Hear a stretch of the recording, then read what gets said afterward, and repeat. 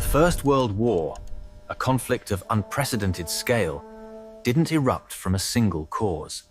Its origins are a tangled web of rivalries, ambitions, and fears, igniting a chain reaction that reshaped the world. To truly understand its beginning, we must journey back to Europe in the early 20th century. By 1914, Europe was dominated by several great powers, each vying for influence and supremacy. Underneath a veneer of peace, deep rivalries simmered, fueled by imperialism and economic competition. These nations were connected by a complex web of history, culture, and increasingly, conflicting interests. Imperialism drove European powers to conquer vast territories across the globe. This scramble for Africa and influence in Asia created flashpoints far from European soil. Access to raw materials and new markets became a fierce point of contention. Incidents like the Moroccan crisis exacerbated distrust, particularly between Germany and France. Militarism, the belief in the power of a strong military, was another dangerous trend. Britain's naval supremacy was challenged by Germany's ambitious shipbuilding program. Across the continent, nations poured resources into expanding their armies and developing new weapons. Universal conscription created massive standing armies, ready for war at a moment's notice. Many believed this military strength would deter war, but it simply made conflict more probable and destructive. Nationalism, the fervent devotion to one's own nation, was a powerful, often divisive force. Large empires, like Austro-Hungary and the Ottomans, struggled with diverse ethnic minorities seeking self-determination. France harbored a deep desire to reclaim Alsace-Lorraine, lost to Germany in 1871. In Eastern Europe, Pan-Slavism inspired Russia to support Slavic peoples in the Balkans, especially Serbia. This clashed directly with Austria-Hungary's imperial interests and fears of disintegration. To secure their positions, European powers formed a complex web of military alliances. The Triple Entente brought together France, Russia, and Great Britain. Ostensibly defensive, these agreements meant an attack on one could trigger a wider conflict. Opposing them stood the Triple Alliance: Germany, Austria-Hungary, and initially, Italy. This rigid alliance system meant a local dispute could quickly escalate into a continental war. Nowhere were these tensions more acutely felt than in the Balkan Peninsula, the powder keg of Europe. A crossroads of empires and ethnicities, the Balkans were a constant source of unrest. For centuries, the Ottoman Empire had controlled much of the region, but its power was waning. New independent states like Serbia, Bulgaria, and Greece had emerged, asserting their national identities. This power vacuum attracted the attention of Russia and Austria-Hungary, both keen to expand their influence. Serbia, a fiercely nationalistic Slavic kingdom, dreamed of uniting all South Slavs under its banner. This vision of a greater Serbia posed a direct threat to the Austro-Hungarian Empire. Russia, as the self-proclaimed protector of all Slavs, openly supported Serbian ambitions. Austria-Hungary, a multi-ethnic empire, viewed Serbia's expansionist goals as an existential threat.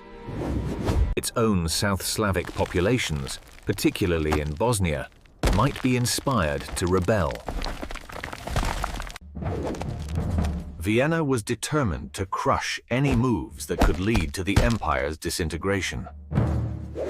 In 1908, Austria-Hungary annexed Bosnia-Herzegovina, a region with a large Serb population. This move infuriated Serbia and left Russia feeling humiliated, unable to support its Slavic allies. The Balkan Wars of 1912-1913 further destabilized the region. Serbia emerged stronger, doubling its territory, intensifying Austria-Hungary's fears.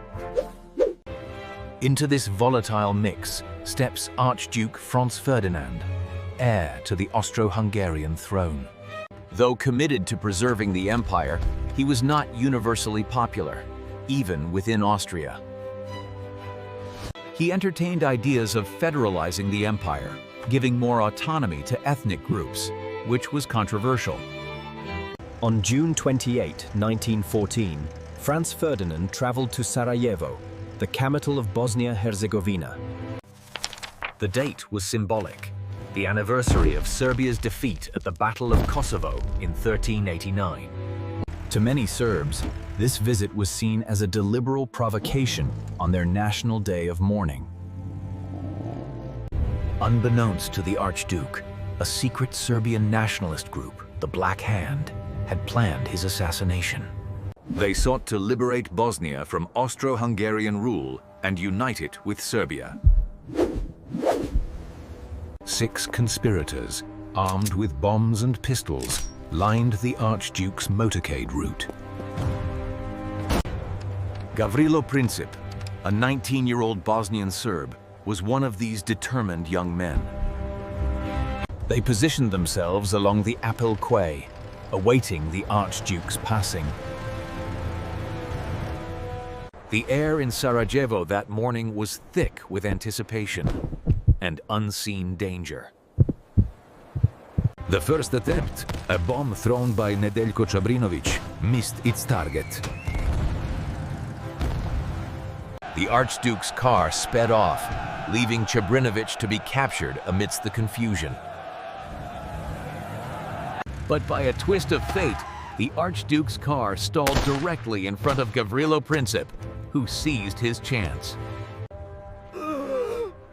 The news of the assassination sent shockwaves through the Austro-Hungarian Empire. Public opinion, inflamed by nationalist newspapers, demanded swift retaliation against Serbia. Leaders in Vienna, particularly Chief of Staff Konrad von Hötzendorf, saw an opportunity to decisively deal with Serbia. Crucially, Austria-Hungary sought and received a blank check of unconditional support from its ally, Germany. Kaiser Wilhelm II and his advisors urged Vienna to act decisively against Serbia. This emboldened Austria-Hungary, underestimating the potential for a wider conflict. On July 23rd, Austria-Hungary issued a severe ultimatum to Serbia, with a 48-hour deadline. The demands included suppressing anti-Austrian propaganda and allowing Austrian officials into Serbia to investigate. Accepting all terms would effectively compromise Serbia's national sovereignty. The world watched, hoping for a diplomatic resolution, but fearing the worst. Serbia, advised by Russia, accepted most of the ultimatum's terms, but rejected key provisions. Crucially, they refused to allow Austro-Hungarian officials to conduct investigations on Serbian soil. For Austria-Hungary, this partial acceptance was enough of a pretext for war. On July 28, 1914, exactly 1 month after the assassination, Austria-Hungary declared war on Serbia. The first shots were fired as Austrian artillery began shelling the Serbian capital, Belgrade. This single act set in motion the grim chain reaction of the alliance system. True to its pan-Slavic commitments, Russia ordered partial mobilization against Austria-Hungary. And concerned by German pressure, Tsar Nicholas II soon opted for full mobilization, targeting both Austria-Hungary and Germany. Mobilizing such a vast empire was a slow, complex, and irreversible process. Germany viewed Russian full mobilization as an act of war, threatening its eastern frontier. On July 31st, Germany issued its own ultimatum to Russia, demanding a halt to mobilization within 12 hours. Germany's war plan, the Schlieffen Plan, relied on rapid mobilization and couldn't tolerate Russian delay. With Russia's refusal, Germany declared war on Russia on August 1st, 1914. This declaration was not just about Russia. It was a necessary step for Germany's primary war strategy. The Eastern Front, a vast and brutal theater of war, was now open. Germany's strategy, the Schlieffen Plan, aimed for a swift victory over France before Russia could fully mobilize. This required invading neutral Belgium to outflank French defenses. Ignoring Belgium's neutrality was a high-stakes gamble, with significant international consequences. On July 31st, Germany also issued an ultimatum to France, demanding to know its intentions. France's response was evasive, stating it would act as its interests dictated. On August 3rd, seeing no alternative, Germany declared war on France. The Western Front, soon to become a symbol of brutal trench warfare, was now active. Under the terms of the Triple Entente, France's allies were now bound to respond. The very next day, August 4th, German troops invaded neutral Belgium. Belgium's neutrality was guaranteed by an 1839 treaty signed by Britain, Prussia, and France. German Chancellor Theobald von Bethmann-Hollweg famously dismissed the treaty as a scrap of paper. Britain, as a guarantor of Belgian neutrality, could not ignore this blatant violation. The invasion provided Britain with a clear moral and legal justification for intervention. An ultimatum was issued, demanding German withdrawal by midnight. At 11 p.m. GMT on August 4th, Britain declared war on Germany. The Triple Entente was now fully committed to war against the Central Powers. What began as a regional dispute in the Balkans had now spiraled into a continental, and soon, a global conflict. Later in 1914, the Ottoman Empire, seeking to regain lost territories, joined the Central Powers. Japan also joined the Allied side, seizing German colonial possessions in Asia. By the end of 1914, the Great War had truly become a world war. Despite being part of the Triple Alliance, Italy initially declared neutrality, citing its defensive nature. The Entente powers, however, promised significant territorial gains to lure Italy to their side. In 1915, Italy joined the Allied powers, opening yet another front against Austria-Hungary. The vast colonial empires of Britain and France ensured that soldiers from across the world were drawn into the European conflict. Resources, raw materials, and economic power from colonies became vital to the war effort. Fighting also erupted in Africa, the Middle East, and the Pacific, far from Europe's trenches. What started with a single assassination rapidly became a world-engulfing catastrophe. The alliance system, imperialism, militarism, and nationalism converged to make war unavoidable. Once the declarations began, the momentum of war became impossible to stop. The summer of 1914 marked a true turning point in human history, forever altering its course. No leader truly anticipated the horrific scale and duration of the conflict they had unleashed.